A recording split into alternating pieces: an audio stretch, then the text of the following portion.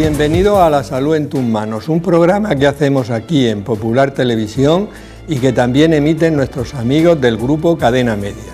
Hoy vamos a hablar del tromboembolismo pulmonar o embolia de pulmón. Nada más que el nombre ya vemos que suena a una cosa grave. Por desgracia, además, es frecuente. En este programa vamos a intentar ver cómo podemos prevenirlo, cómo podríamos hacer un diagnóstico precoz y los tratamientos más adecuados. Para todo ello tenemos en el plató a los siguientes invitados. Ángeles Velasco, muchas gracias Ángeles por venir. Muchas gracias a ti por invitarme, Juan, gracias. Ángeles es médico especialista en medicina familiar y comunitaria. Javier Trujillo, gracias Javier por venir. Buenas tardes. Tú eres jefe de servicio de medicina interna en el Hospital Santa Lucía y además lleváis una unidad de trombosis también. Sí, efectivamente. Muy bien. Y Vladimir Salazar, muchas gracias Vladi por venir. Gracias a vosotros. Y bueno, tú eres especialista en medicina interna y el responsable de la unidad de trombosis del Hospital Clínico Universitario Virgen de la Risaca. Correcto. En Murcia. Y bueno, quería comentar que a partir de ahora todos estos programas los vais a poder ver en un nuevo portal que se llama lasaludentuzmanos.ucam.edu. No solo podréis ver todos estos programas, sino que ahí damos información sobre alimentación, deporte y prevención y tratamiento de muchas otras enfermedades. Podéis verlo en internet cualquier día a cualquier hora. Y Vladi, quería que me dijeras, porque los amigos te llamamos Vladi, pero ahora creo que te llaman Vladiator. ¿Por qué? ¿Por qué te llaman Vladiator? Sí, si no lo quieres contar. Sí, claro. Porque el 5 de enero de este año me diagnosticaron un cáncer de colon metastásico y entonces empecé el tratamiento con la quimio. Como sigo haciendo deporte, hago mi vida normal, voy a correr, voy a jugar al fútbol a pesar de la quimioterapia y tal, pues ya mis amigos empezaron a ver Vladiator y ya, pues ya me he quedado con ese nombre en las redes sociales. Y creo que ha habido deportistas como Cristiano Ronaldo que te han dedicado palabras en las redes. Sí, a través de amigos. Tú eres futbolista de la Risaca. Sí, sí, y juego en tercera y tal. Y entonces a raíz de los amigos que piden que me manden, pues Cristiano Ronaldo me mandó un mensaje y ya eso se contagió, Nadal, Pau Gasol, Iniesta desde Japón, y hay muchos deportistas que han mandado un mensaje de apoyo. Un día tráetelo a este programa. Sí, vamos a ver. Están esperando a que acabe la enfermedad y me cure para hacer la fiesta, entonces me lo traigo. Entonces te lo traes. Bueno, la verdad es que siempre has sido una persona admirable, yo siempre lo he reconocido, pero la actitud tuya, vamos, eres un ejemplo absoluto y total para la población en general y para las personas que tienen cáncer muchísimo más, porque... Sí, quizás yo siempre le digo a ellos que, bueno, yo es como lo afronto yo, que yo no soy quien para dar consejos a nadie, ¿no? Pero si le sirvo a alguien de ejemplo para afrontarlo mejor este problema, pues mira, eso que me alegro, ¿no? Yo, pues como me tomo todo en la vida, pues como un partido de fútbol que juego para ganar, pues me ha tocado este partido y lo juego para ganar también. Y nosotros la mentalidad. Encantados de que estés aquí. Hemos sacado las cámaras a la calle y vamos a ver qué le gustaría saber a la gente sobre el tromboembolismo pulmonar. ¿Qué secuelas puede dejar esta enfermedad, la trombosis pulmonar? ¿Cómo se detecta esta enfermedad? ¿Cuánto tiempo tarda en curarse? Estas preguntas las vamos a ir respondiendo a lo largo del programa. Javier, defínenos, ¿qué es una embolia pulmonar o tromboembolismo pulmonar? La embolia de pulmón o tromboembolismo pulmonar, que es la misma enfermedad, forma parte de un espectro de enfermedad en la cual lo que aparece son trombos habitualmente en las arterias pulmonares que suelen venir generalmente de trombosis en las piernas. Suelen estar asociados, aunque no siempre se puede demostrar que hay una trombosis en las piernas. A veces solamente aparece una embolia en el pulmón, un trombo localizado en las arterias del pulmón. Pero y en la mayoría de los casos dices que vienen de las piernas. Un porcentaje importante vienen de las piernas, pero en otro porcentaje no se puede demostrar tal hecho. Y Vladi, hablamos de... es frecuente porque la palabra embolia de pulmón ya suena muy fuerte. Pero la gente yo creo que cree que es una cosa rara, ¿no? ¿Es frecuente? Sí, es más de lo que pensamos. Es decir, que los estudios epidemiológicos muestran una incidencia de un caso por 1000 habitantes, que esos son pues 250 casos en Murcia al año, que eso sería casi todos los días. Cada 2 días tenemos una embolia de pulmón. Entonces, mucho más frecuente de lo que la gente cree. Lo que pasa es que tenemos poco marketing de la patología que luego... Bueno, pero por eso en este programa le vamos a dar visibilidad. Claro. Ángeles, ¿cuáles serían los factores que favorecen el desarrollo que una persona tenga una embolia de pulmón? Yo le llamo embolia de pulmón porque creo que la gente la identifica más que tromboembolismo pulmonar, sabiendo que es lo mismo. Más corta también. Es más corto también, hay que ahorrar. Es más corta la enfermedad, si se llama de... A ver, los factores predisponentes son muchos realmente. Voy a intentar no extenderme mucho en esta pregunta, pero se pueden englobar en factores constitucionales, factores de hábito y estilos de vida, ciertos factores que tienen que ver con los tratamientos que utilizan algunos pacientes y también circunstancias clínicas agudas o crónicas que también los precipitan. Por dar nombres a todo esto, podemos decir que son factores precipitantes las intervenciones quirúrgicas, cirugía de abdomen, pélvica, la artroplasia de cadera, o sea, la cirugía de cadera y de rodilla, la inmovilización, paciente que está inmovilizado, bien porque esté en hospital, en institución cerrada, o enfermedades que requieran un periodo largo de inmovilización, traumatismos, entre los que se incluyen también las fracturas, embarazo, sobre todo en el último trimestre, también el puerperio, también neoplasias activas y sus metástasis, y también antecedentes de insuficiencia venosa o trombosis venosa profunda. Estos serían los factores de riesgo que llamamos mayores, pero existen otros factores como la obesidad, la hipertensión, el consumo de tratamiento quimioterapéutico, también la toma de ciertos anticonceptivos y terapia hormonal sustitutiva, el tabaquismo, que no se me olvide, que es un factor también predisponente, también los viajes largos, que luego seguramente hablaremos de este tema. En fin, son muchos los factores que pueden influir o que pueden predisponer a un tromboembolismo pulmonar. Bueno, es importante saber esto porque de alguna manera en algunos casos podemos tener una actitud que pueda evitarnos algunos de estos factores de riesgo, ¿no? Sí. Javier, antes has comentado que la embolia de pulmón era un trombo en una arteria pulmonar, pero ¿qué es la enfermedad tromboembólica venosa? La enfermedad tromboembólica venosa es el conjunto de la trombosis venosa profunda, habitualmente de miembros inferiores, también se incluye la de miembros superiores, la embolia de pulmón y el síndrome postrombótico. Algunos incluyen también la trombosis venosa superficial, aunque tiene algunos matices, porque tratamiento es diferente y tiene otra serie de componentes a la hora de complicarse. Pero es sobre todo trombosis venosa profunda y o embolia de pulmón. Vale, esa es la enfermedad tromboembólica venosa. Vale, que nos vamos siempre casi como factor predisponente de la embolia pulmonar a la circulación venosa de las piernas. Pero no necesariamente, porque hay circunstancias en las cuales se forman los trombos dentro del pulmón sin que haya trombosis en las piernas previos que hayan producido la embolia de pulmón. O sea, con mucha frecuencia, pero no siempre. Efectivamente. Y eso obligará también a un estudio. Es diferente el estudio, los tratamientos también en parte pueden diferir. Hay circunstancias diferentes, la mortalidad diferente y demás. Ahora hablaremos de eso.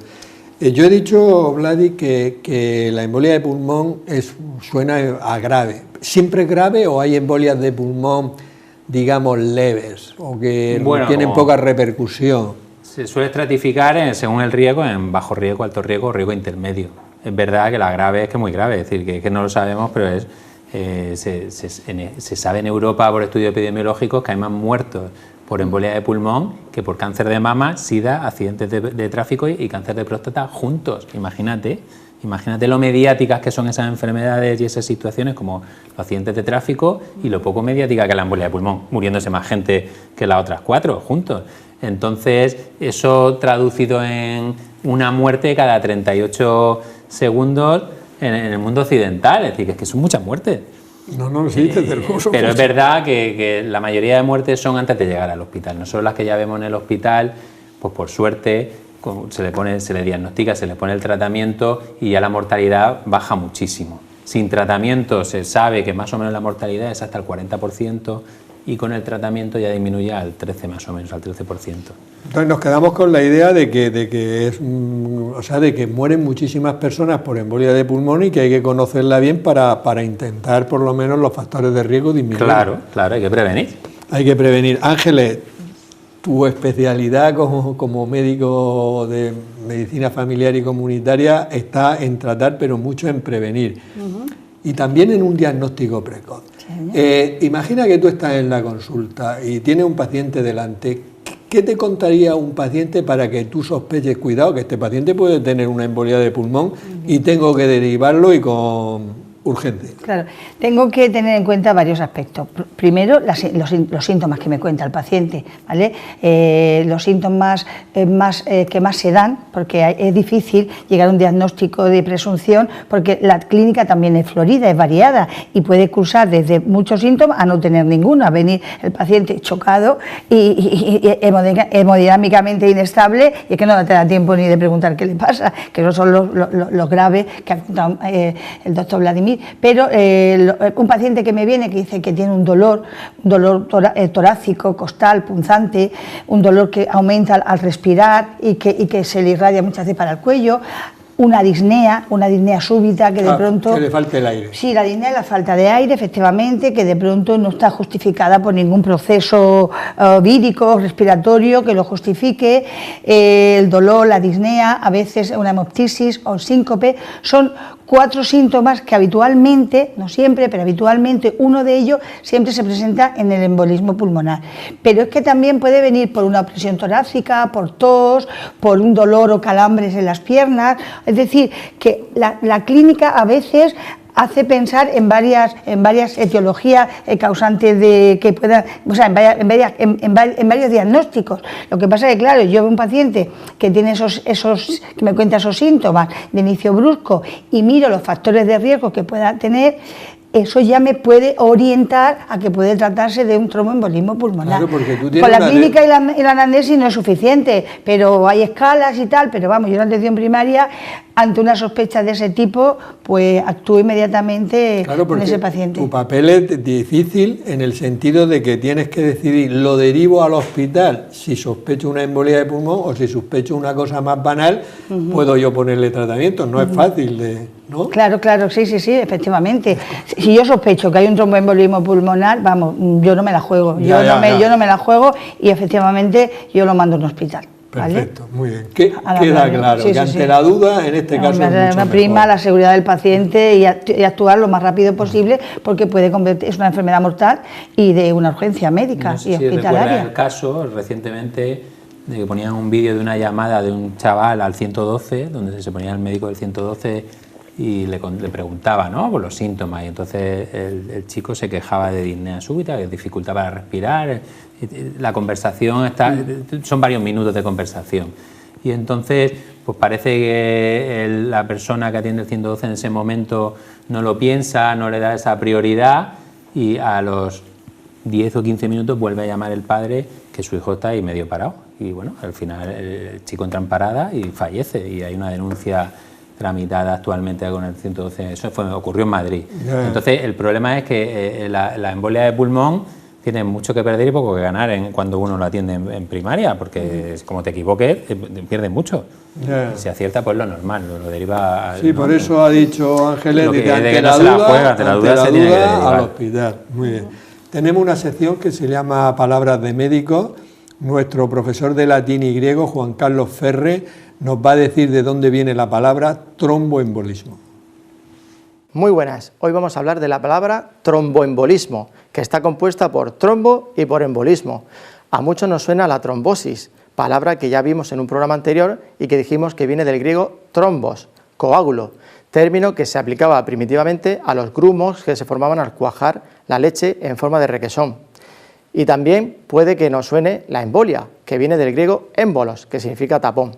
De modo que esta palabra es redundante, es reiterativa, porque está compuesta de trombo, coágulo, que tapona las venas, y de émbolos, que también es un tapón, por lo que imagino que debe ser el doble de peligrosa que una trombosis o una embolia, aunque esto seguro que nos lo aclaran los expertos.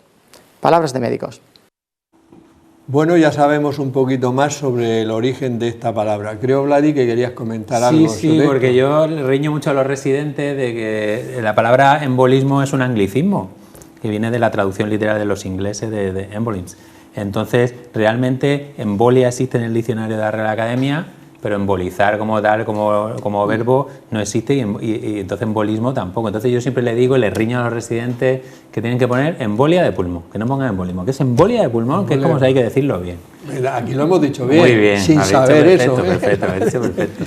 Vamos a ver, Javier, volvemos con lo nuestro. ¿Qué es la trombosis venosa profunda? Porque antes has comentado que guarda mucha relación con la embolia de pulmón. La trombosis venosa profunda. La trombosis venosa es la aparición de un trombo dentro del sistema venoso profundo, habitualmente de los miembros inferiores. Esa es la más frecuente, aunque en otras ocasiones se denomina trombosis venosa profunda, aquella que ocurre en el sistema venoso profundo del miembro superior, que es menos frecuente. Y en otras ocasiones se denomina como tal al trombo que existe también, a ese coágulo que tapa una vena en el territorio esplácnico. En la zona abdominal, digamos. Eso también se consideran o se tratan como si fueran trombosis venosas profundas. Y a la hora de la prevención, lógicamente, habrá que, sobre todo el tema de las piernas, ¿no? De la trombosis venosa profunda es donde más se puede... Tienen diferentes orígenes. Las causas de la trombosis que aparece a nivel abdominal son diferentes que las causas de las trombosis que aparecen en los miembros superiores, que suelen ser más catéteres, más intervencionismo, tumores que afectan el mediastino, más que la trombosis venosa profunda de miembros inferiores, que esa sí que comparte la etiopatogenia y los factores de riesgo con la embolia de pulmón. Muy parecido. ¿Y cómo se origina la embolia de pulmón, Vladi? ¿Cómo se origina? Al final hay un daño en el endotelio de la vena, ¿no? en la membrana interna de la vena, y ahí se empiezan los mediadores inflamatorios, las plaquetas, las fibrinas, se activan una serie de mecanismos, por lo que un mecanismo natural para taponar esa herida, digamos, pero ese mecanismo con la trombosis es patológico y entonces genera el trombo, que es un tapón que obstruye la vena, sea en el territorio de miembros inferiores o de miembros superiores o en el abdomen o donde sea, y al final ese tapón obstruye la vena y genera el problema, ya sea un problema de retorno venoso en el sistema venoso profundo de las piernas, o si es en la arteria pulmonar, un problema de circulación dentro del pulmón. Muy bien. Ángeles, hoy en el guión me he columpiado yo, porque tengo aquí la misma pregunta que te he hecho antes. ¿Qué actitud tienes ante una persona con sospecha de embolia de pulmón? Es que es muy importante, sí, pero lo has dicho tú muy claro, ¿no? Sí, que es derivarlo. No me importa repetirlo porque realmente lo que hay que mirar es eso, los síntomas que te cuenta, los factores de riesgo que puede tener.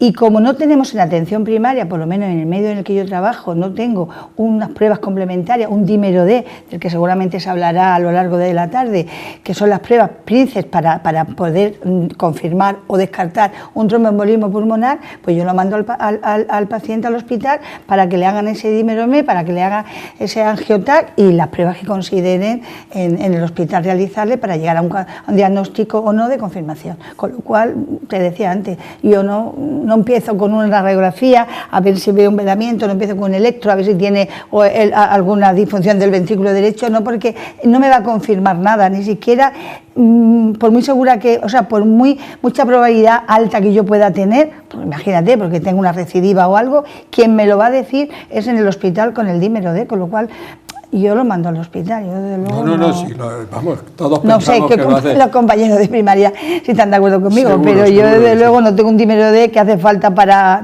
yo creo que estáis de acuerdo, ¿no?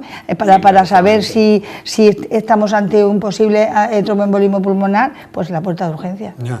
Si el paciente está estable, si viene inestable hemodinámicamente, lo primero que hago es intentar levantarlo, pero si está estable le digo lo que puede ser y que se vaya a la puerta del hospital, obviamente. Javier, una de las funciones de este programa es darle visibilidad al tema de la embolia de pulmón, ¿no? Porque mucha gente sabe pues, que las enfermedades cardiovasculares, ictus, trombosis cerebral, etcétera, son la primera causa de muerte en nuestro país. ¿La embolia de pulmón causa muchas muertes en España? ¿Se sabe? La embolia de pulmón es la tercera causa de muerte vascular. La primera y segunda son el infarto y el ictus, y la tercera es la embolia de pulmón. Nuestro grupo de investigación a través del registro Riete, en el cual participamos tanto Vladi como yo, se hizo hace muchos años un estudio obteniendo los datos que había de la base de datos a nivel nacional, de todas las altas dadas en los hospitales nacionales, y se encontró, los datos que arrojaron era que si bien era más frecuente, levemente más frecuente, no muchísimo más, los pacientes que ingresaban por infarto y por ictus, la mortalidad de la embolia de pulmón era superior a la del ictus y a la del infarto de miocardio. Por lo tanto, es una enfermedad que es mínimamente inferior a las otras dos que son muy conocidas y para lo cual hay dispositivos organizados a la hora de tratarla, pero tiene una mortalidad mayor a pesar de un buen tratamiento. Siempre hablamos del mejor de los tratamientos. A pesar de eso, los pacientes pueden llegar inestables y no siempre se recuperan de la manera que queremos. Con esto, Javier, ¿quieres decir que igual que existe un código ictus, igual que existe el código infarto o esto, estaría bien que existiera un código embolia de pulmón? Se llama código TEP. Código TEP. Código TEP. Tromboembolismo pulmonar. En España se llama código TEP, en Estados Unidos es el PERT, son los equipos de atención rápidas a la embolia de pulmón y son equipos multidisciplinares en los cuales intervienen internistas, neumólogos, urgencias, radiólogos, cirujanos vasculares, intervienen todos los especialistas que están involucrados en el tratamiento, en el diagnóstico y en el tratamiento de la enfermedad y que se trata de, en algunas situaciones determinadas, en cuanto se detecta una embolia mínimamente grave o cuyo manejo a nivel sobre todo terapéutico es complejo, ponerse de acuerdo, activar a todos estos especialistas a la hora de tomar la mejor decisión posible basada en la evidencia disponible. Pero, por ejemplo, en Murcia el código ictus existe y aquí hicimos un programa sobre el ictus y funciona realmente bien, lo del infarto también. ¿El código TEP también tiene esa infraestructura para funcionar igual de bien que el código ictus o no? A nivel nacional está montado en muy pocos sitios. Vale.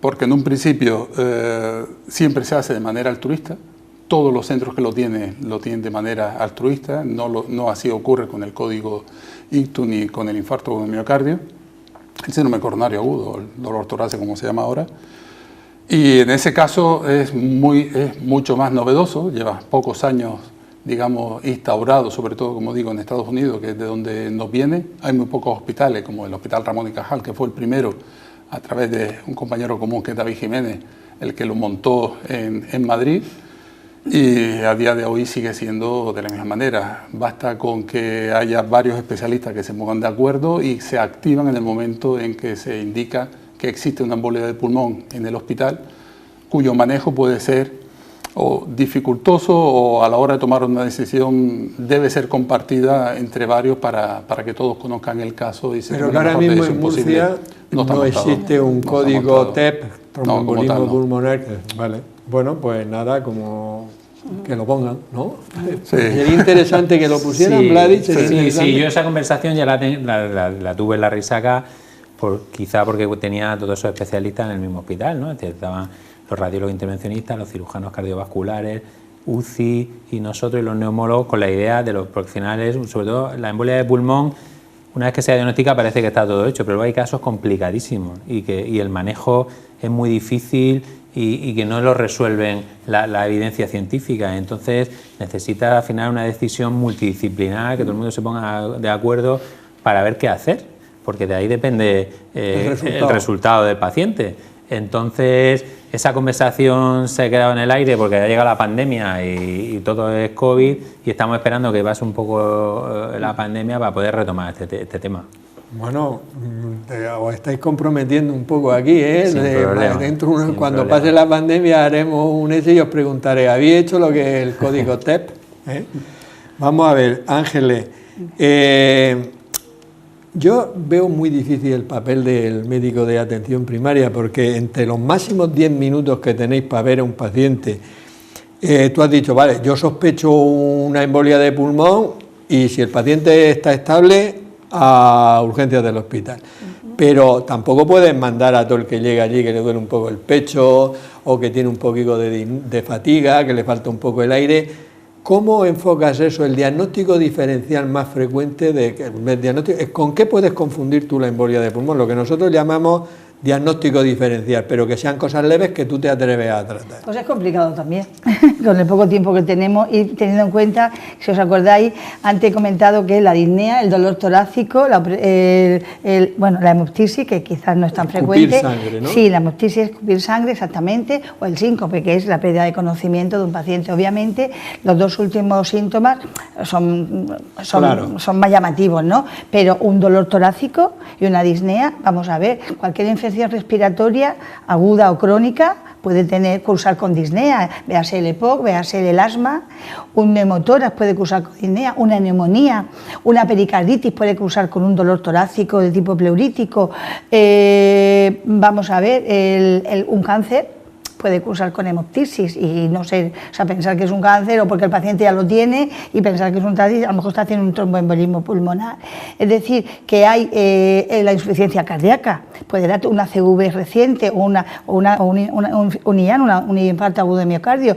Son patologías que tienen síntomas muy parecidos, por lo tanto el diagnóstico diferencial se hace complicado y de ahí volvemos otra vez, factores de riesgo, una clínica que concuerde con la clínica de un tromboembolismo pulmonar, si podemos hacerle la escala de Wells, que con unos, que es muy parecido a lo del Charles-2 que se hace también en el síndrome a la hora de anticoagular, según la puntuación que tenga, pues me puede hacer sospechar si estamos ante un probable tromboembolismo con una probabilidad baja, media, intermedia o alta.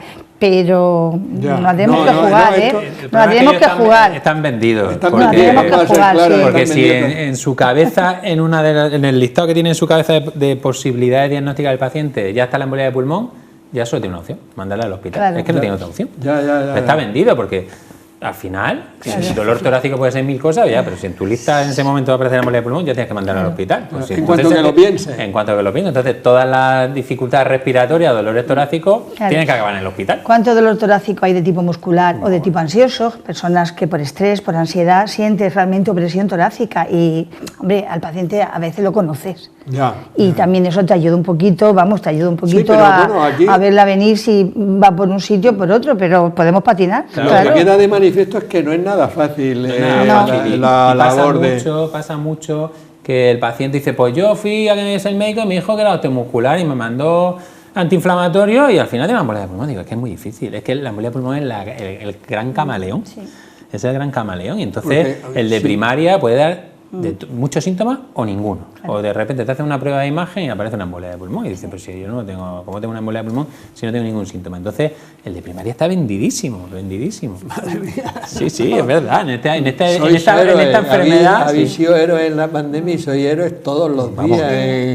Yo en consulta, antes lo comentaba con Vladimir y también con Javier, que he tenido, la suerte porque como profesional el poder diagnosticar o orientar el diagnóstico que luego pues sea el que tú pensabas, pues es agradable, ¿no? Era agradable, pero sí que he tenido dos pacientes que recuerdo, uno con un tromboembolismo pulmonar, que desgraciadamente falleció por otras causas también, que concomitante, y otro que actualmente está ingresado, no era menos mal, era una trombosis venosa profunda, ese paciente está actualmente ingresado y dije yo, como tengo un tromboembolismo pulmonar, me viene fenomenal para aplicarlo aquí en la charla de esta tarde, pero por suerte para él no la tenía. Es una trombosis venosa profunda y espero que se recupere pronto, desde aquí se lo deseo.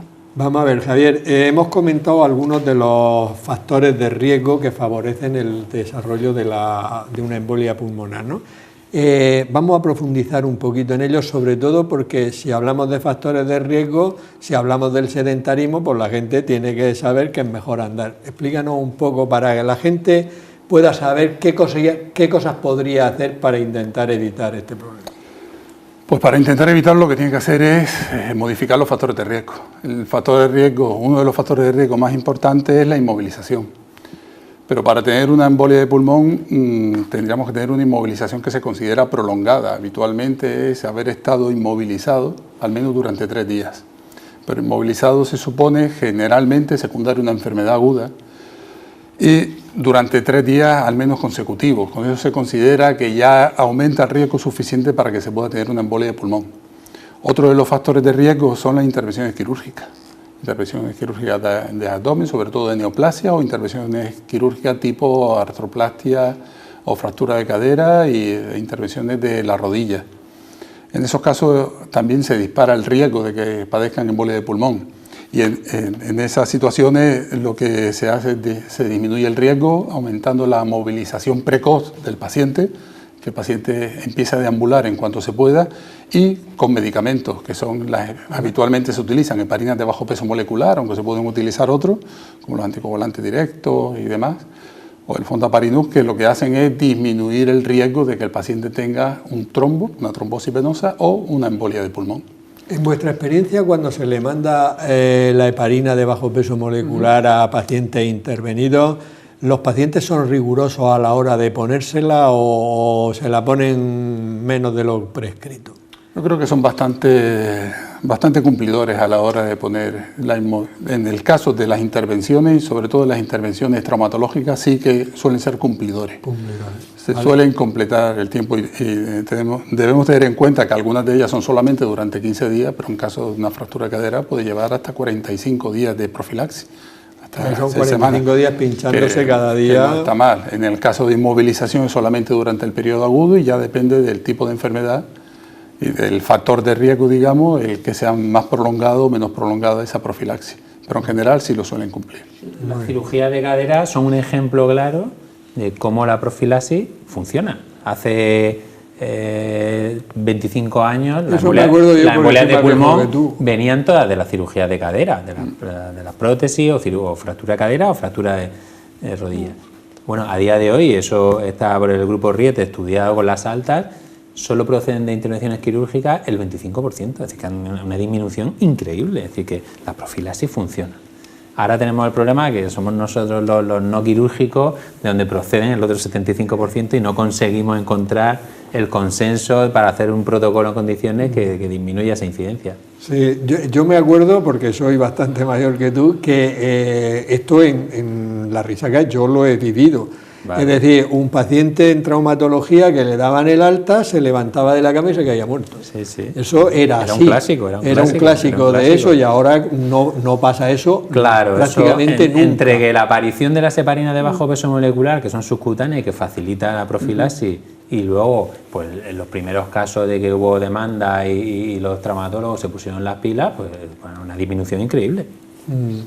Vamos a ver, Ángeles, las mujeres que toman anticonceptivos tienen más riesgo de tromboembolismo pulmonar, de embolia de pulmón, ¿y por qué? Vale.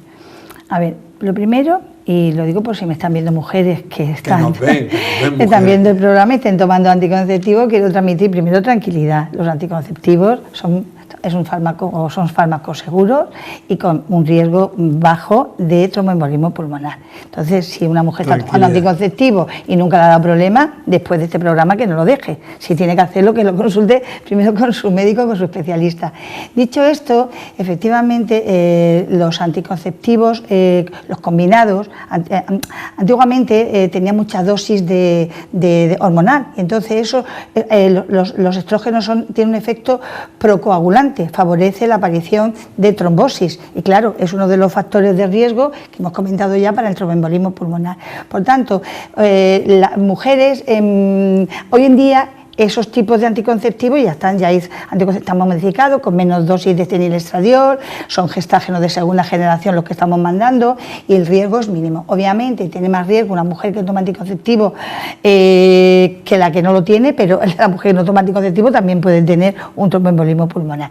Dicho esto, ¿en qué situaciones hay mayor riesgo? Hombre, pues mujeres que a lo mejor tienen antecedentes de trombosis venosa profunda, que tienen que ha tenido un parto reciente, una intervención quirúrgica reciente, o mujeres que tienen trastornos de la coagulación, una trombofilia adquirida congénita, la mutación del factor 5 de Leiden, que es una alteración que produce exceso de coágulo en la sangre.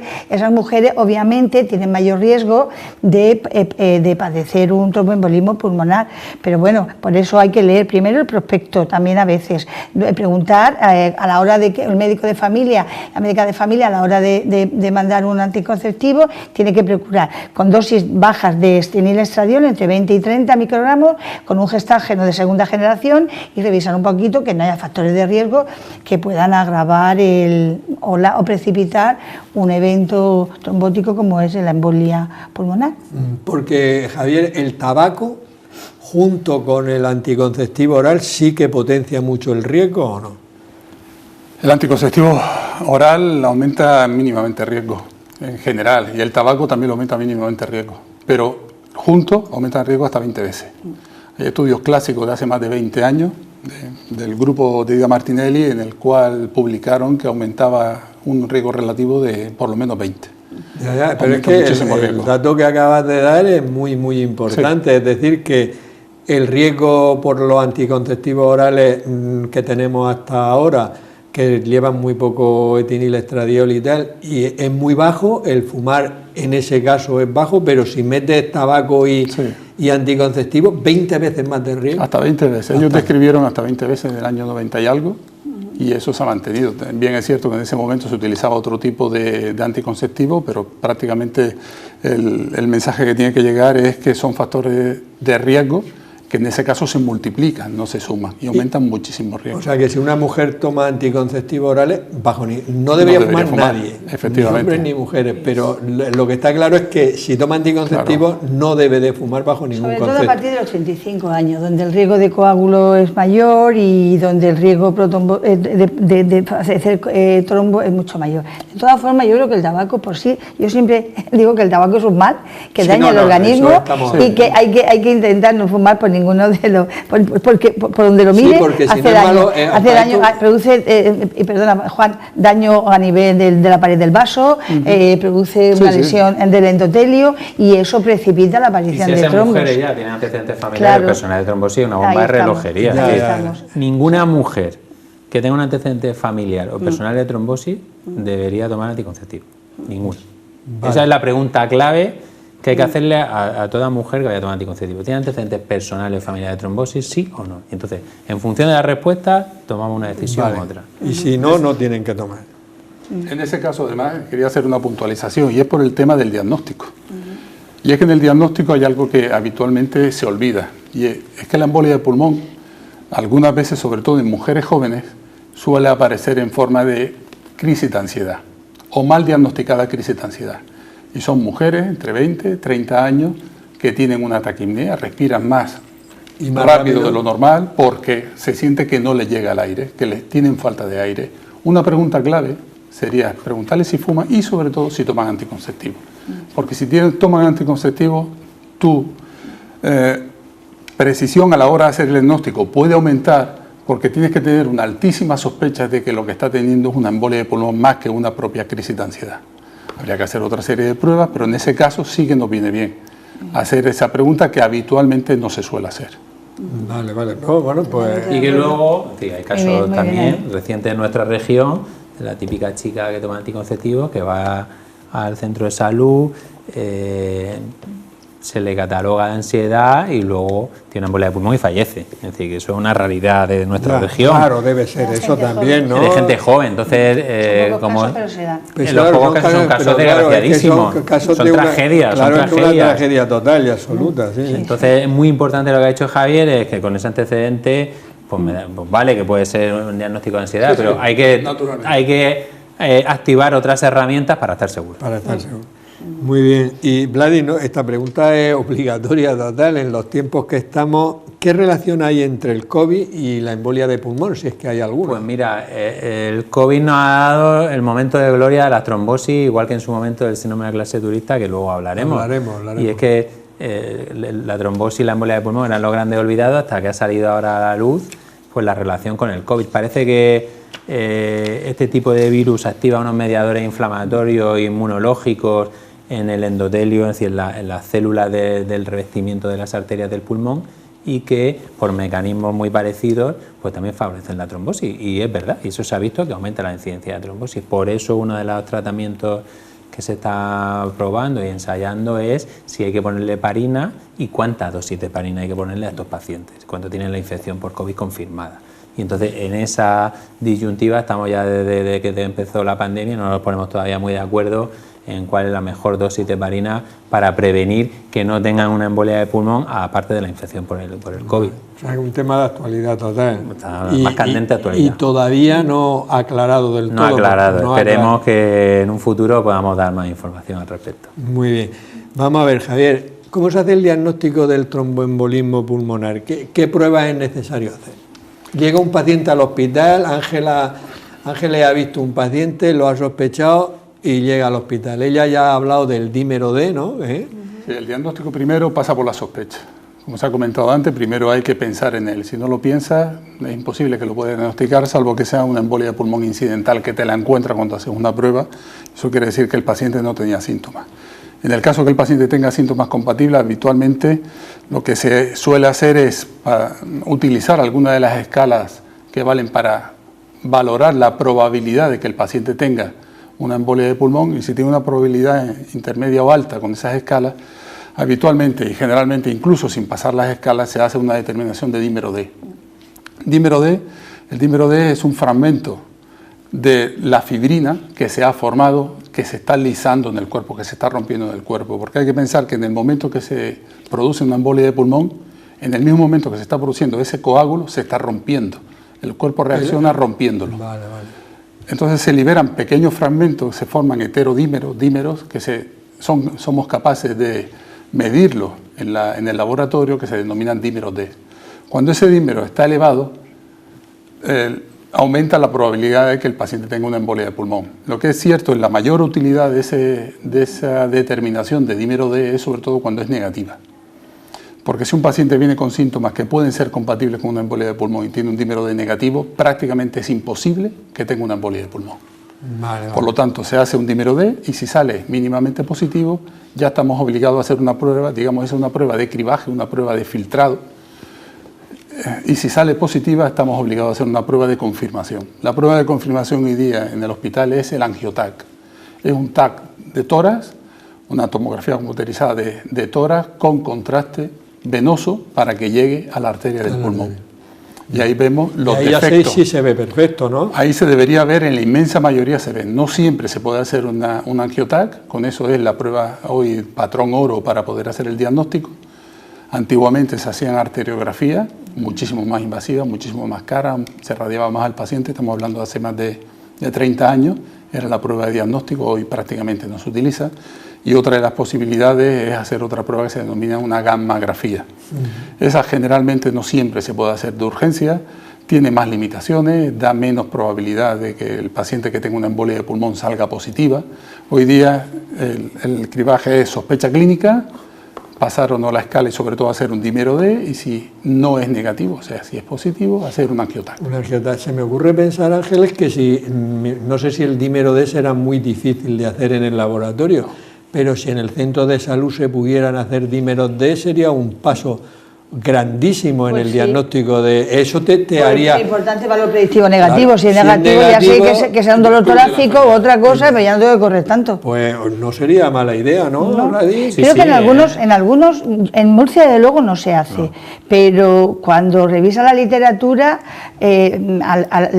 su lectura me hace pensar que hay centros de salud o en alguna otra zona que no es hospitalaria que hacen, porque creo que también se puede hacer, no sé si es como unas técnicas que se podrían aplicar en atención primaria. Y ya te digo, es una manera, también este programa puede valer para que los políticos, oye, valoren si merecería la pena, porque no sé lo que valdrá, ni cuánto tiempo se tarda en hacer, pero a lo mejor te ahorra un montón de derivaciones al hospital y la ansiedad y los problemas que eso crea. Te da mucha tranquilidad. Se puede hacer de varias maneras, habitualmente a través del laboratorio, pero también hay pruebas que se han descrito que son con sangre total. O sea, esas se hacen a pie de la cama del paciente o incluso se podría hacer en primaria. Lo que si bien es cierto es que eso sí que se ha hecho, sobre todo hay estudios italianos, en la cual lo que se ha visto que el valor predictivo en ese caso no es tan bueno como en el hospital. Porque se criba menos, pero aún así El valor puede predictivo ser negativo sigue puede siendo, ser hombre, muy no conseguimos rentable, casi un que te- 100%, pero bastante se Vale, aproxima, si no con te lo da cual el sí que tiempo, te da sería. el 95. Claro. Sí, bastante Y bueno, ya puede claro. incluso a pedir algo, algunas pruebas más o algo para, y sobre todo descarta que lo pueda tener. Entonces, que es lo más importante. Tranquiliza al paciente y el profesional sanitario también se queda tranquilo. Tranquilizamos todos. Claro. Vamos a ver, Vladi. Una persona ya lo ha visto Javier y le ha hecho el diagnóstico, tratamiento. Pues mira, aquí se estratifica en dos ramas. Una es si está estable o inestable. Si está inestable, va a unidad de cuidado intensivo y se utiliza un tratamiento. Inestable para la gente de la Intención calle es que está chocada, que se la está tensión muriendo, está muy que baja. se está muriendo. Así el es. que se está muriendo. Vale, ya lo hemos El que está aclarado. muy malo, que se está muriendo, va a la unidad de cuidados intensivos y el tratamiento que se opta se llama trombolítico, que es un tratamiento que se pone por vena para romper el trombo. Perfecto, ¿Vale? lo he entendido hasta yo. Uno se está muriendo, pues ¿cuál es el problema de ese tratamiento? Que aumenta el riesgo de hemorragia bastante, pero claro, ante la inminente muerte de alguien, pues te la juegas y le pones el tratamiento para romper el trombo. El paciente que está estable, que está bien y que no se está muriendo, pues el tratamiento que se utiliza es la anticoagulación. ¿Qué es la anticoagulación? Es un tratamiento para evitar que el trombo se propague, para que no aparezca otro trombo, pero no lo rompe, quien lo rompe es tu propio cuerpo. Es decir, Vale. lo que ha comentado Javier, al mismo tiempo que se provoca un trombo, el cuerpo ya empieza a romperlo. Entonces, es muy diferente. Uno, el de la UCI, es el de para romperlo, y el de fuera de la UCI es para intentar evitar que se propague o aparezca uno nuevo. ¿Cuál es el tratamiento anticoagulante que se utiliza habitualmente? Se empieza siempre por la heparina de bajo peso molecular. Son los pinchazos esos que mandamos a una dosis más alta que la que se utiliza para prevenir. Y va en función del peso del paciente, de cómo funcionan los riñones, etcétera. Vale. En otros países con otros perfiles de seguridad social, pues directamente ya pasan a los anticoagulantes orales que hay, ahora que hablaremos sobre ese tema. Pero bueno, romper trombo en UCI, anticoagulantes fuera de la UCI. Hablaremos de ese tema que sé que te gusta mucho. Me encanta. Vamos a ver, Ángeles. Javier ha diagnosticado una embolia de pulmón. Vladi le ha puesto tratamiento y el paciente ha evolucionado bien y se va a atención primaria. ¿Qué seguimiento hacéis desde atención primaria de ese paciente? Bien, el seguimiento fundamentalmente está en, primero, ver que ha entendido el tratamiento que se le manda y que tiene adherencia al mismo, o sea, que lo cumple, el cumplimiento, y que tiene un buen control de la coagulación mediante el INR, que debe estar entre 2 y 3, ¿vale? Eso es lo primero. Luego, ver qué factores de riesgo le ha podido precipitar ese tromboembolismo pulmonar para prevenir una segunda recidiva y, sobre todo, si son factores de riesgo modificables, como es una obesidad, la hipertensión, el tabaquismo, el sedentarismo, pues eso sí se puede intervenir para intentar corregirlos, ¿no?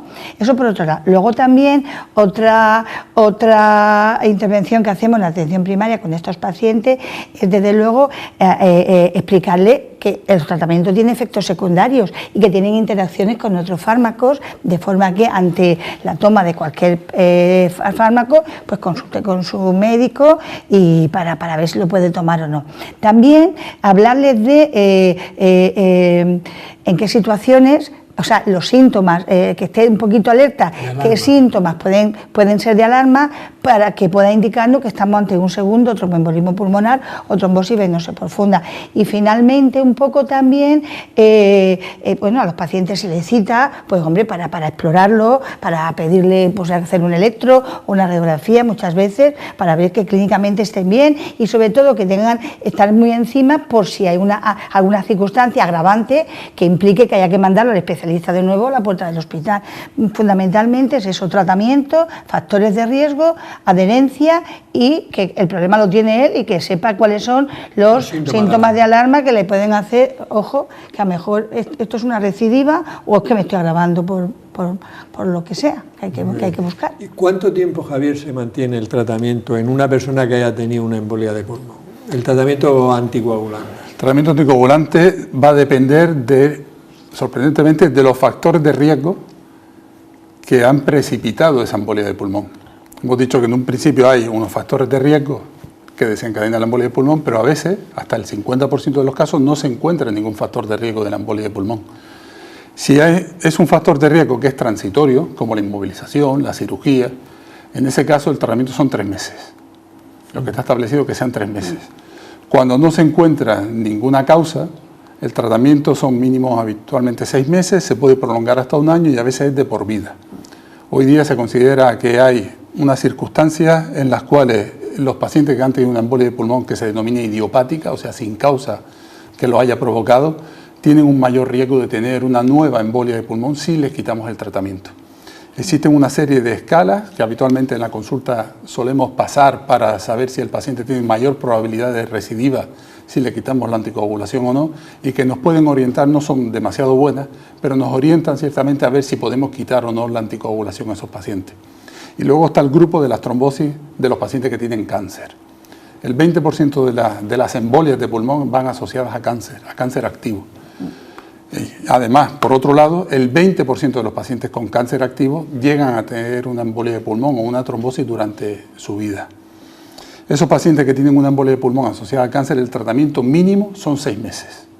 No 3, porque es un factor de riesgo, pero es un factor de riesgo permanente y que en ese caso son 6 meses mínimo. A partir de 6 meses se puede prolongar. Lo que veo es que lo tenéis totalmente, eso sí está bien protocolizado. Aproximadamente. Aproximadamente. Lo de los factores de riesgo sí, el cáncer también, más o menos a partir de los 6 meses no se sabe, y en el idiopático donde tenemos el verdadero problema. Es fácil anticoagular a un paciente, porque si tiene una embolia de pulmón, igual que una trombosis venosa, lo que te queda es anticoagular. Lo complicado es quitarle la anticoagulación. ¿Cuándo se quita? ¿Cuándo hay que quitarle? Eso es lo más la complicado. Idiopática, porque lo otro en la idiopática. Vale. Vladi, vamos a tu tema. Vamos a ver. El anticoagulante oral clásico es el Sintrom, sí. Todo el mundo lo conoce. Desde hace años tenemos los nuevos anticoagulantes. Primero, ¿en qué se diferencian unos de otros? Bueno, la gran diferencia... Es que antes nos ha explicado muy bien. Lo que es... Sintrom, el Sintrom es un matarrata, lo recuerdo, sí. Tiene 60 años ya el Sintrom. Y uno de los grandes problemas, llevamos 60 años, bueno, 50 años quejándonos de que por qué no salía un medicamento más moderno que el Sintrom, que los pacientes, como el Sintrom se metaboliza por el hígado, por un sitio que es muy inestable, pues hay que estar muy pendiente de que esté en el margen estrecho donde hace el tratamiento para la embolia de pulmón. Lo que ha dicho Ángel antes, de que tiene que estar entre 2 y 3. Y todo lo que sea pasarse es riesgo de hemorragia y todo lo que sea quedarse corto es riesgo de que tengas otra embolia de pulmón. Entonces hay que estar al paciente sometiéndlo a controles periódicos, si va bien, cada 3 semanas, y si va mal, todas las semanas, pinchándose el dedo al centro de salud, espera que le den la nueva carta de Sintrom y está perdiendo muchos días. Además, es que el Sintrom, como se metaboliza por el hígado, por el mismo sitio que se metabolizan muchos medicamentos, es que se altera. Es decir, que uno si toma 4 antiinflamatorios en 2 días y el Sintrom se le altera. Se toma un antibiótico porque tiene un dolor de muela y una inflamación, una infección, se altera por muchos medicamentos. Y encima, para las personas mayores que les gusta comer mucha hoja verde, es que la hoja verde, como lleva mucha vitamina K y el Sintrom es un antivitamina K, pues también lo altera. Y ahí aparece en el 2009 lo que estamos ansiando durante 50 años, los medicamentos que sustituyen al Sintrom. Y así se vendió en el periódico ese año. Y de repente estamos 11 años después y seguimos igual que estábamos. ¿Qué quieres decir con que porque en nuestro país se aprobó la indicación y la financiación para la fibrilación auricular, anticoagular a un paciente por un tipo de arritmia del corazón, y se aprobó la indicación, pero no la financiación para la trombosis y la embolia de pulmón. Es decir, hay 2 tipos de pacientes, los que la Seguridad Social se lo paga y los que no. Y los nuestros son los que no. Yo he ido hasta el Senado a Madrid, es decir, yo llevo una campaña... No termino de entenderlo. Yo tampoco. Ya, vale, o sea, no es por... Entonces, y te voy a poner un ejemplo muy fácil. Una persona, el cardiólogo le manda Sintrom. Tiene alergia al Sintrom y entonces la Seguridad Social le paga el otro medicamento. Porque claro, si es alérgico al Sintrom, pues el otro. Una persona tiene una embolia de pulmón. Le da el Sintrom y alérgico al Sintrom. La Seguridad Social no se lo paga. No me lo puedo creer. ¿Y cuál es el problema? Que es un medicamento caro. Son 3 euros al día, 90 euros al mes. Y hay mucha gente que no se puede pagar 90 euros al mes todos los meses. Pero yo no me puedo creer que sea alérgico al Sintrom ya hay una alternativa. Eso en la región de Murcia ocurre. Pues muy mal, por la región de Murcia en este caso. Hacen muchas cosas buenas, ¿eh? Sí, lo sé, pero eso es una... Pero esa la hacen muy mal. Te voy a poner lo más doloso para mí, que ha sido la epidemia del COVID. En la epidemia del COVID, la región de Murcia es pionera en dar facilidades a que no se le ponga Sintrom a la gente y se le ponga estos fármacos. Y yo dije, madre mía, menos mal, el COVID, algo positivo del COVID. Pues eso solo ocurre en los pacientes con fibrilación auricular. Los pacientes de trombosis de embolia de pulmón, en el COVID, tienen que ir al Sintrón, a pesar del COVID, a sus controles y todo, y no se les financia los nuevos anticoagulantes. Y ahora te voy a dar el dato por el que yo creo que es más gravante esto, y es... Por levantarme el programa ya, Bueno, y eso, porque eso me parece horrible. Bueno, pues ahora los nuevos, lo que tú me decías... Años. Bueno, y los nuevos anticoagulantes, tú me dices las ventajas. Las ventajas, una, no hay que hacer controles, es decir, el paciente no tiene que ir al centro de salud, no interacciona ni con medicamentos ni con la vitamina K, es decir, puede tomar hoja verde la que quiera y no tiene que estar preocupado. Y lo principal, la principal ventaja, 65% menos de riesgo de hemorragia cerebral. Entonces... Que a la larga, quiere decir que incluso hasta económicamente... Eso está estudiado. Es coste efectivo y más barato mandar los otros. Si evita hemorragias cerebrales, evita ingresos hospitalarios, eso está estudiado por los americanos los primeros, y luego ya los nórdicos, y ya en toda Europa está estudiado que es más barato al final, a corto plazo, no ni a medio ni a largo, a corto ya es más barato. La gente no tiene que perder días de trabajo para ir a los controles. Bueno, 6 meses. La vía oral también, que es muy importante. Yo te digo a ti, tú vienes a anticoagularte, yo te digo, ¿cuál quieres? ¿El que da 65% más riesgo de hemorragia o el que menos? Y tú dices, el que menos. Y yo te digo, vale 90 euros al mes, pues tú como los tienes, los pagas, y el que no los tiene... ¿Vosotros podéis creer que a lo mejor después de este programa, o de estos 5 años pues luchando por eso y ahora vamos nosotros y lo conseguimos? Ojalá. A raíz de un Twitter mío tuve que ir al Senado a defender esta postura y me entendieron. Y el problema es que luego hubo 3 elecciones, el COVID y todo eso está parado. Y hace poco, creo que hace 2 meses, salió en el Senado que se aprobaba. Ahora falta que se haga efectivo. Que no. La complementación también es mejor, porque no se tiene que pinchar, es una vía oral, de 1 o 2 comprimidos al día, depende el anticoagulante oral que elijas. Y si te quieres tomar heparina, la heparina vale 13 euros al día, vale 400 euros al mes, y eso te lo paga la Seguridad Social. Y el otro de 3 euros al día no. Hay cosas que, y es verdad que en Murcia en algunas cosas, yo que llevamos 3 años haciendo programas, hay cosas que somos pioneros en toda España, pero no entiendo por qué esto no es un problema de Murcia, es un problema a nivel nacional. Sí, pero Murcia puede tomar la decisión de financiarlo. Sí, yo pensaba que en el COVID iba a ocurrir y al final no se quiso salir de las indicaciones del Ministerio y ahí se quedó. Bueno, tenía aquí una pregunta para ti, Ángeles, y otra para Javier, que me las voy a saltar, porque era que si tú crees que todos los pacientes que han tenido embolia de pulmón deberían de tomar los nuevos anticoagulantes, y la respuesta es sí, ¿no? Claro. Y para Javier tenía también lo mismo, o sea, pero parecida. Ya no es una opinión nuestra. Desde el punto de vista de los internistas. Sí, me ha quedado claro que son estudios. Que las guías clínicas que te dicen, ¿cuál es el tratamiento que le debe dar al paciente con embolia de pulmón? Te dice, indicación 1A, que es decir, la máxima evidencia científica, los anticoagulantes de acción directa, que es como se llaman. No se deben llamar nuevos anticoagulantes. Ya no son nuevos, porque tienen 11 años. No son nuevos anticoagulantes. Llevan 11 años. Son anticoagulantes directos.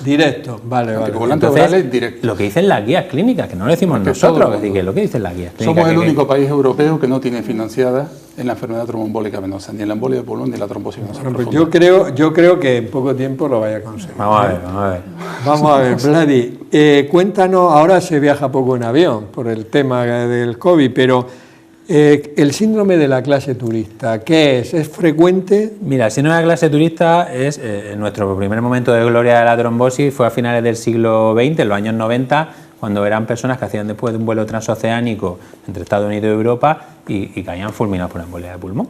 Y entonces se vio que la inmovilización, al principio se pensaba que era tema de la altitud, del avión, y luego que era lo estrecho que eran los asientos de la clase turista, por eso se llama así. Luego lo que se ha visto es que es la inmovilización, pero esa inmovilización de más de 6 horas es la que provoca el riesgo de embolia de pulmón. Pero es que esa inmovilización la puede tener una persona que va en coche de aquí a Turín y que no se levanta del coche. Y yo, por ejemplo, tengo muchos pacientes camioneros que están en el camión, que no paran, lo que sea, y tienen trombosis venosa. ¿Cada cuánto tiempo habría que parar? Lo ideal es, como yo le digo a los pacientes, pues como cuando tú conduces, cada hora y media te paras, te tomas tu café, ¿no? O en el avión te levantas, te das un paseo, le das la vuelta al avión y vuelves y estiras las piernas. Y también se recomienda mucho en los aviones los ejercicios de estimulación de la bomba gemelar y plantar con los ejercicios de mover, de la dorsiflexión. Entonces, Ángeles, las medidas para evitar el síndrome de la clase turista. Lo acaba de decir Vladimir, es que simplemente, pues eso, evitar la inmovilización, pero no solamente en los aviones, un viaje de más de 8 o 10 horas, que obliga al paciente a estar, pues eso, sentado largo tiempo, pues la medida que pueda, o pararse y se va en coche, o moverse por el avión cuando se lo permita la azafata. También hidratación, estar bien hidratado, también eso es bueno. Correcto. Para evitar este problema. Y bueno, no sé si mis compañeros están de acuerdo, pero también se dice que si un paciente tiene factores de riesgo y va a hacer un viaje largo, las medias de comprensión hasta las rodillas, pues yo lo he leído que se puede también utilizar. Y bueno, y poco más, sobre todo evitar la inmovilización, mucha hidratación, los movimientos que ha dicho Vladimir, muy interesante. Yo los mando en consulta, no para el tromboembolismo, pero cualquier paciente que sea muy sedentario, que haga movimientos de punta a talón, que está viendo la tele, está haciendo cualquier cosa, o abrir y cerrar, estimula el retorno venoso y mueve la musculatura de los gemelos, con lo cual estás ahí haciendo unos movimientos musculares que vienen muy bien también. Fíjate, Juan, que lo que en el siglo XX era el síndrome de la clase turista, ahora en el siglo XXI se llama la e-trombosis, que es que se han visto casos de jóvenes que se tiran 2 y 3 días, los gamers, los famosos gamers, sentados en el ordenador o en la consola y hacen embolia de pulmón. Entonces ahora tenemos la plaga de, claro, es el ocio más el trabajo, porque claro, el teletrabajo, estás en el ordenador sentado, estás todo el día en el ordenador trabajando, entonces toda esa sedestación prolongada durante horas es un factor de riesgo para embolia de pulmón. Es que cada hora que estamos delante de una pantalla habría que levantarse 5 minutos, eso hay que repetir mucho ese mensaje, porque hay que tenerlo claro. El tromboembolismo aumenta el riesgo cardiovascular y aumenta en 1000 cosas, o sea, a cada hora 5 minutos hay que levantarse. Y Javier, hay personas que tienen, cuando van a hacer un viaje transoceánico de estos que de más de 6 horas de duración, se toman una aspirina para evitar esto. ¿Eso es correcto? ¿No es correcto? No vale para nada. La aspirina es un fármaco que es un buen antiagregante y es un antiagregante que se utiliza sobre todo para prevenir problemas a nivel arterial. A nivel venoso actúa muy poco. Se ha visto en algunos casos que son capaces de prevenir, pero solamente un 20% de la recidiva en las trombosis venosas profundas, pero unas trombosis muy particulares. Pero en el caso de los viajes transoceánicos, la aspirina no vale para nada. Al igual que tampoco vale las heparinas de bajo peso molecular, que también han estado durante mucho tiempo, se han preconizado como una profilaxis a la hora de realizar y prevenir la embolia de pulmón en estas personas que viajaban. En ese caso tampoco hoy día no se recomienda. Es bueno que quede claro que ni aspirina ni bajo peso molecular, sino las medidas que habéis dicho de pasear, que has dicho tú, Ángeles, y moverse. Claro, por ejemplo, nuestros pacientes que lo conocen, la heparina, todos dicen, me tengo que ir a Nueva York, me va a mandar heparina. Digo, no, si es que yo he tenido ya una trombosis, ¿cómo no ves? Digo, no, eso no sirve para nada. Lo que tú tienes que hacer es levantarte en el vuelo, pasear y activar la circulación, pero no hay que mandarte nada. Muy bien. Un último mensaje, Ángeles, dirígete a la cámara y dile un mensaje a la población. Bueno, atención primaria, el primer nivel de entrada de los pacientes con cualquier tipo de problema. Los problemas que se ha debatido aquí esta tarde, del que hemos comentado, pues como veis, una urgencia médica que puede comprometer seriamente la vida de los pacientes. Pues tanto el paciente ante cualquier síntoma, muchas veces es verdad que debe consultar a su médico, sobre todo porque a veces puede ser más grave de lo que él pueda pensar, y por parte del profesional sanitario, pues eso, hay síntomas que coinciden con otras enfermedades, pero que tenemos que tener siempre esa lucecita que afortunadamente se nos suele encender para sospechar de esta patología tan grave y actuar lo más rápido posible a fin de disminuir la mortalidad en estos pacientes. Muy bien, Javier, tu último mensaje. Pues esta es una patología frecuente, más frecuente de lo que se cree porque es una gran desconocida que se puede manifestar de diferentes formas, cuyo diagnóstico es complicado, a nivel de primaria imposible, a nivel del hospital no siempre es tan fácil como hemos comentado aquí, cuyo tratamiento es un tratamiento relativamente cómodo cuando se hace bien, que no siempre es fácil tomar la decisión de qué tipo de tratamiento es el mejor para el paciente, suelen ser pacientes complejos y que hay que tomar un una decisión de terapia muy individualizada, tanto para el inicio del tratamiento, para el mantenimiento y sobre todo para la suspensión. Y no hemos hablado nada de las consecuencias, incluso que deja al paciente una embolia de pulmón, que puede dejarle consecuencias y secuelas de por vida. Para ti, aprovecha y...